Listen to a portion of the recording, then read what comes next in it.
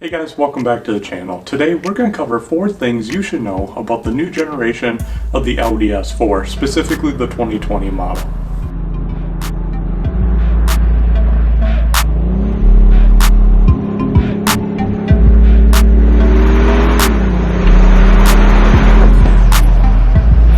Some of you who have been part of the channel for a while now know that I drive a 2018 Audi S3, so the S4 is a bit of the bigger brother of sorts to my car.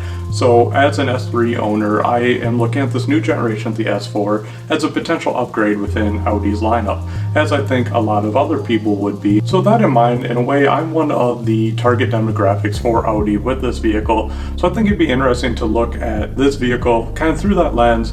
And with that in mind, these are really the 4 things that stick out to me as the most important features or distinguishing elements of this new generation. So the 2020 S4 is part of an all-new line for the A4 lineup, which is called the B9 generation, which is actually the 6th generation of the A4. Across these 6 generations, Audi has interestingly changed up the motor with each and every generation.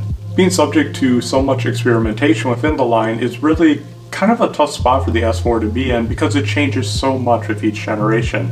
And the previous generation, the B8, is really beloved for its 3-liter supercharged V6. So those are really big shoes for this new generation to fill. But if we go all the way back to the first generation S4, that vehicle actually started with a pretty exotic turbocharged 5-cylinder engine, somewhat reminiscent of the current 5-cylinder that's used in the RS3.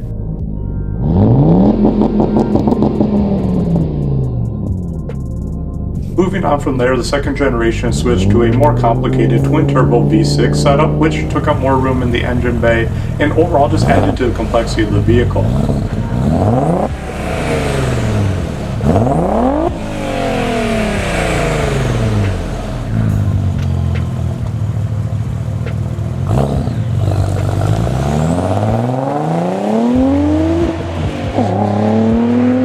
Audi seemed to not appreciate this added complexity as the 3rd and 4th generation both moved to a naturally aspirated V8. However, the motor was different in each of those generations.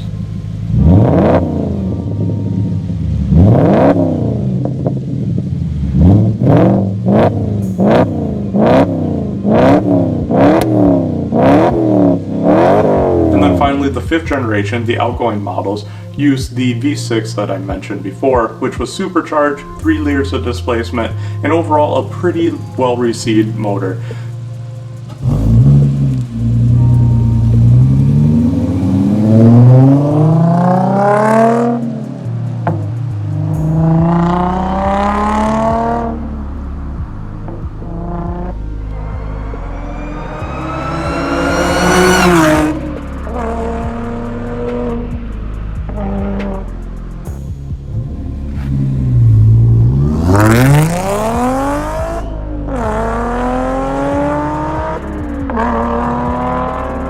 The aftermarket community in particular responded well to this engine, as there was a lot of tuning potential with upgraded pulleys, some tunes, adding an E85 to the mix, and you could make yourself a really powerful vehicle that also sounded pretty dang good. The supercharger created a nice linear power band, and overall it was a great enthusiast vehicle. So as we move forward into this B9 generation, as I mentioned, it has an all-new motor. This is again a 3-liter V6, however this time it is a turbocharged engine. While it is frankly too early to say if this motor can fill the shoes of the outgoing B8 generation, it is certainly off to a good start, which we will cover a little bit later in this video when we talk about some of the aftermarket potential already discovered in this engine. But so far, it offers more power than the outgoing model. Horsepower bumps up by just 16 to 349, a respectable number, but torque sees a pretty nice bump of 44 pound-feet, which brings the total to 369 pound-feet of torque. Those 2 numbers combined lead to it being a pretty quick car considering its size and its all-wheel drive. Audi rates the 0 to 60 sprint for this vehicle at 4.4 seconds, although that is likely a conservative number knowing Audi. These 2 numbers are respectable and put it in line to compete with the likes of a BMW M340 or a Mercedes C43 AMG. Unfortunately, here in the US we do not get the RS4, so Audi, in this market anyway, does not have a vehicle to properly compete with the likes of an M3 or the full-fledged C63 from Mercedes. So all I can really say about that is, Audi, come on, bring us the RS4. We'd love it here in the US. The sedan, or even better, bring the Avant. But regardless, for now we're stuck with the S4, which really isn't too bad. It's a great vehicle, and this new engine is hooked up to an all-new transmission as well. Which really brings us into point number 2 of this video, which is the switch from a dual clutch transmission to a ZF 8-speed. The previous generation used a 7-speed dual clutch transmission, or DCT, very similar to the one that I currently have in my Audi S3. And a lot of Audis of the previous generation were really known for having a very, very good dual clutch transmission, which is just some of the best in the market, shortly behind the Porsche PDK. And of course, one of the most distinguishing features is the sound you get in between shifts with a dual clutch transmission. The pops and burbles that it makes are absolutely wonderful. So, losing that transmission and transitioning to a ZF 8-speed is a big move by Audi that is frankly met with a lot of mixed feelings by enthusiasts. Yes, the ZF Source 8-speed transmission is a great transmission, I can't knock it, but I don't feel like it's as good as the dual clutch. Yes, it may shift nearly as quickly. Yes, it does have 8 speeds, so it can keep you in the proper power band. So on paper, yes, this is probably the more logical choice for a transmission for this vehicle, which is of course why Audi chose it. However, if you think about it with a more emotional term, or kind of what creates the most excitement driving this vehicle, I would much rather have a 7-speed dual clutch. In some ways, the ZF almost feels like it's too good, it's too smooth, it's too refined. There's something about the way a 7-speed dual clutch shifts. It's more violent, it's more forceful at wide open throttle. It's a little bit lurchy and not necessarily the best to drive around at low speeds and around town. And there's certainly a trade-off with the dual clutch, but that's part of what makes it so exciting to drive, is that you're reminded that you have this amazing transmission at wide open throttle when it's a little lurchy around town. I know that's kind of counterintuitive to say, but as someone who's an automotive enthusiast, you really kind of enjoy that feeling, that reaction, that personality that you have with a dual clutch that you just don't get with the ZF 8-speed.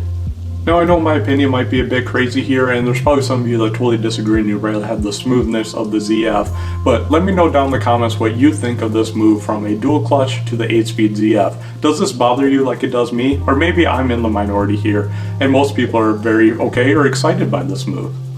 So while we're on the topic of shortcomings with the B9, we have to cover one other area that I feel should be improved within the new S4. So let's talk about the interior, and then we'll transition to a high note to end the video on. But the interior of the S4. Yes, the interior of the B9 is beautiful. In typical Audi fashion, it's tastefully minimalistic and covered with premium materials. The S4 features nice, well-bolstered sports seats available in red leather, which is always a personal favorite of mine, and in general is great. However, it is disappointing that this all-new generation has not received Audi's newest infotainment configuration with the dual or even single touchscreens.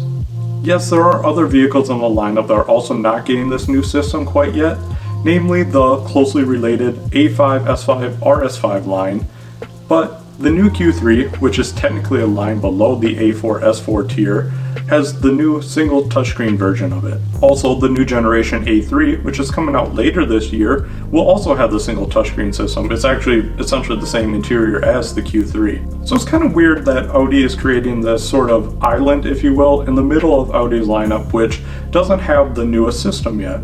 It's a bit of a weird approach by Audi, where typically new features are introduced in the highest tier and then work their way down. Mercedes is very disciplined at this, and you can always see this in their new generation of S-Class. They always unveil some new feature, which then over the years is trickled down to the rest of their lineup. So again, let me know in the comments if I'm in the minority here, but to me, this is pretty near a deal breaker, because I don't want to buy a brand new car just to have it instantly feel outdated within the cabin, because other vehicles in this lineup, even vehicles below it, have a more up-to-date infotainment system. But now we can move on to another high point of the S4, which is the aftermarket support for this vehicle. The previous generation actually had a huge aftermarket community for it, which to someone like me, again, who's an automotive enthusiast, that's really exciting. That's one of the things I love about my S3. Obviously, we're in the early phases of development for this new engine and the new platform in general, particularly with tuners trying to figure out how to tune this new engine, crack the ECU, and tune the new ZF 8-speed transmission. It'll take a little bit of time for some of that to get rolling, but there's already some promising development. Tuners that have looked at it so far are remarking that the new engine is very stout. It seems like it can handle quite a bit of boost and responds to adding boost well, which is good for future tunes being able to add quite a bit of power to this engine. At the time of writing this, there are a couple tunes that are starting to come to the market for stage 1 upgrades to this engine. Most notably would be APR. Again, just at the time of writing this, there may be future ones by the time you're watching this, but right now APR is showing a stage 1 tune, and what's most exciting about this is that there's quite a bit of fueling overhead built into this motor. What that means is that on stock fueling, without any upgrades to the fuel system, like injectors or fuel pump, anything like that, you can actually run full E85, if you're tuned for it, and make quite a bit more power over stock. So as we look at these charts here, we can see that APR is making pretty dang good power when they're on E85. They're adding about 123 horsepower and 176 pound-feet of torque over stock, and that's just a simple stage 1 file. Yes, this is running E85, not pump gas, but those are great numbers for a stage 1 tune on a vehicle. Next would be stage 2, which is where you bolt on a high flow downpipe, some intake, and some other minor bolt-ons to the engine or exhaust system, make the airflow a little bit better and turn up the boost even more, really cranking out some more power numbers. I haven't seen any tuners that have developed a stage 2 platform quite yet, but what we're seeing with stage 1 is really promising for what the future could hold for this motor and for this platform. So that's one part that's really encouraging for me, is seeing that there's a lot of overhead left on the table here with this new motor. It means there's a lot of future potential for upgrades as well as future aftermarket support, which really makes it exciting for the enthusiasts like me to potentially buy this car and have a long upgrade path over the future so they can really make this vehicle what they want and kind of customize and make it their own little project, if you will. But with that being said, as a current S3 owner, these are the 4 things that really stand out to me about this new generation of the Audi S4, and these are kind of the factors that are going through my mind as I think about whether or not I would want to upgrade to this vehicle. I will certainly be looking to test driving this vehicle soon and kind of get a hands-on feel for it in a stock fashion to get a better idea of whether or not this would be a vehicle I'd want to step up into, or if I would rather wait a little bit longer and move into something like an S5 or S5. But this is kind of the foundation of what goes into people looking at upgrading into this vehicle. So I'd love to hear your thoughts down below on what you think about these points I brought up, as well if there's any points that stand out to you as being important about this vehicle. As always, thanks for watching this video, guys. I hope you enjoyed it. If you did, make sure you get subscribed if you're not already, and hit that bell icon so you're notified of our future uploads. We post a lot of videos just like this one on our channel, so if you enjoyed this one, you'll enjoy our future ones. But as always, thanks guys. I'll see you in our next video.